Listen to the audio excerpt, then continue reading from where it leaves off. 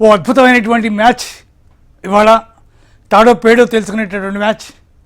ఇంకా కొన్ని యాంగిల్స్లో చూస్తే ఈ మ్యాచ్లో గెలుపొందినటువంటి వాళ్ళు ఫైనల్ కూడా గెలుస్తారా అనేటటువంటి రకరకాల ఆలోచనలు, రకరకాల స్థితి కనిపిస్తోంది.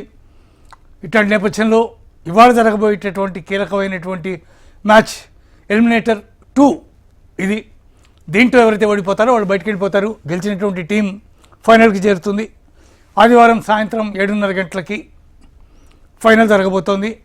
ఆ ఫైనల్లో ఆర్సీబీతో ఆ టీం తలపడుతుంది. సూర్యవంశీ ఇన్నింగ్స్ చూసిన తర్వాత చాలా చాలా చాలా అద్భుతమైనటువంటి ప్రశంసలు వచ్చాయి. అతనికి సంబంధించి, ఆ పిల్లాడికి సంబంధించినటువంటి అనేక రకాల వార్తలన్నీ కూడా అతని చుట్టూరే తిరుగుతున్నటువంటి పరిస్థితి. మరి వైభవ్ సూర్యవంశీ ఇవాల్టి మ్యాచ్లో ఏం చేయబోతున్నాడు, ఎలా చేస్తాడు? జీటీ కూడా చాలా గొప్పగా ఉంది. పైగా ఇంకోటి కూడా ఉంది, జీటీ ఏ మ్యాచ్ ఓడిపోయినా సరే ఆ మ్యాచ్ తర్వాత మళ్ళీ బౌన్స్ బ్యాక్ అవుతూ వస్తున్నటువంటి పరిస్థితిని చూస్తున్నాం మనం. చూద్దాం ఎట్లా ఉంటుందో ఈ మ్యాచ్, ఏం జరగబోతుందో తెలుసుకునే ప్రయత్నం చేద్దాం. మనతో పాటు ఫస్ట్ క్లాస్ క్రికెట్ ఎంపైర్, అట్లాగే చాలా అద్భుతంగా విశ్లేషణ చేయగలిగినటువంటి క్రికెట్ అనలిస్ట్ రాంప్రసాద్ గారు ప్రస్తుతం అంతా ఉన్నారు.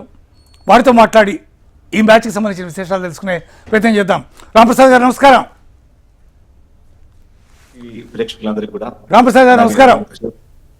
నమస్కారం. నమస్కారం సార్. నమస్కారం సార్. ఎట్లా ఉండబోతోంది ఇవాళ మ్యాచ్? మనం ఏదైతే అనుకుంటున్నామో అది జరగట్లేదు. నిన్న మనం జీటీ వర్సెస్ ఆర్సీబీ మ్యాచ్ లో అనుకున్నాం. సారీ, లేటెస్ట్ గా జరిగిన మ్యాచ్ లో మనం అనుకున్నాం. సో ఎవరు గెలుస్తారు ఏంది అనేది కొద్దిగా చిత్ర విచిత్రమైన పరిస్థితులు కనిపిస్తున్నాయి. ఈసారి మంచి ఫామ్ లో ఉంది, మనం గెలుస్తా అనుకున్నాం. సో గుజరాత్ తో అలా ఒక్కొక్క మరి ఎస్ఆర్హెచ్ ఓడిపోయింది. సో అలాగే చూస్తే ఇక్కడ ఇప్పుడు నిన్న లాస్ట్ మ్యాచ్ చూసాం మనం, ఆర్ఆర్ వర్సెస్ ఎస్ఆర్హెచ్ మ్యాచ్ చూసాం. సో మనం అందరం కూడా ఎస్ఆర్హెచ్ అద్భుతమైన ఫామ్ లో ఉంది, చక్కగా ఆడతారు అనుకున్నాం. సో ఆ తర్వాత ఆర్ఆర్ చేతిలో చిత్తుగా ఓడిపోయింది 47% తేడాతో. సో ఎలిమినేటర్ 2 అండ్ దీని తర్వాత ఫైనల్ మ్యాచ్ మాత్రమే ఉంటుంది సండే. సో ఈ మ్యాచ్ లో కూడా మనం చూస్తున్నాం అంటే ముఖ్యంగా ఆర్ఆర్ ఆధారపడి ఉంది అంటే సూర్యవంశీ అలాగే మన యశస్వి జైస్వాల్ మీదనే. సార్ ఇద్దరు ఓపెనింగ్ పార్ట్నర్. రామప్రసాద్ గారు ఒక్క ప్రశ్న సమాధానం చెప్పండి సార్ మీ అనుభవంతో.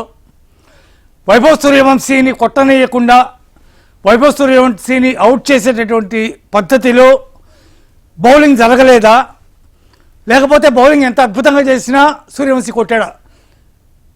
బాగా మీరు అంటే కరెక్ట్గా ఆలోచించి ఈ ప్రశ్న సమాధానం చెప్పండి. ఎగ్జాక్ట్లీ వైభవ్ సూర్యవంశీకి అన్ని ప్రశ్నలకు సమాధానం చెప్పాడు.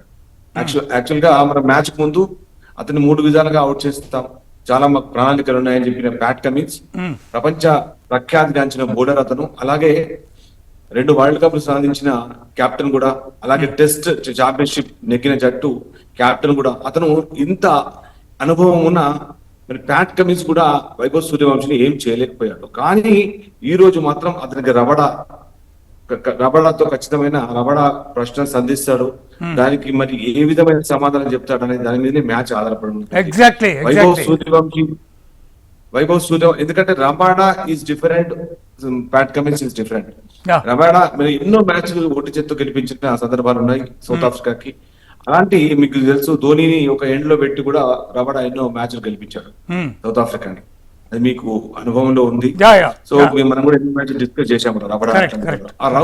ఒకవేళ రబాడా గిట్ట కనీసం ఒకవైపు ఆడుకున్నా వైభవ్ సూర్యవంశీ తన పని తాను చేసుకుపోతాడు. సో లాస్ట్ అంటే ఒక్కడేంటంటే మీరు అడిగిన ప్రశ్నకు నేను సమాధానం చెప్పాను, కానీ ఇంకొంచెం పొడిగిస్తున్నాను. వైభవ్ సూర్యవంశీ దగ్గర అన్ని ప్రశ్నలకు సమాధానం ఉన్నాయి, కానీ ఆచితూచి ఆడడం మొదలు పెడితే అతని గేమ్ మనం ఎంజాయ్ చేయలేము. సో అందుకని అతను తన స్వేచ్ఛగా బ్యాటింగ్ చేయాలని మనం కోరుకుందాం. ఎందుకంటే సునీల్ గవాస్కర్ ఒక స్టేట్మెంట్ ఇచ్చాడు, భారత క్రికెట్ కి భగవంతుడు ప్రసాదించిన ఒక వరం అని. సునీల్ గవాస్కర్ నార్మల్ గా ఒక స్టేట్మెంట్ ఇవ్వాలంటే మీకు తెలుసు, అతను నార్మల్ గా స్టేట్మెంట్ ఇవ్వడు.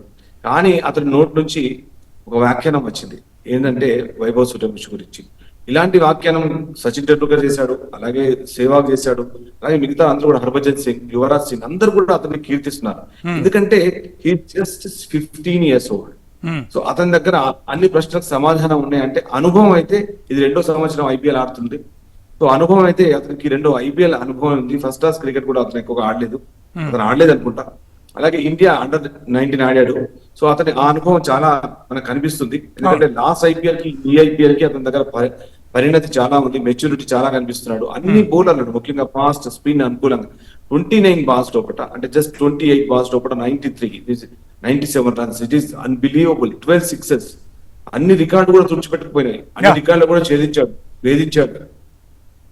సో మన అందరికి కూడా అంటే ముఖ్యంగా మనం మాట్లాడుకుంటున్న ఏదైనా ఉంటే ఈసారి వైభవ్ సూర్యవంశి గురించి 2026 మొత్తం క్రికెట్ కూడా ఒకవేళ ఇంగ్లాండ్ సిరీస్ కి అతన్ని సెలెక్ట్ చేస్తే మాత్రం ఇక మనం పూర్తిగా 2026 అనేది వైభవ్ సూర్యవంశి చెందిన సంవత్సరంగా మనం క్రికెట్ గురించి మనం మాట్లాడుకోవాలి.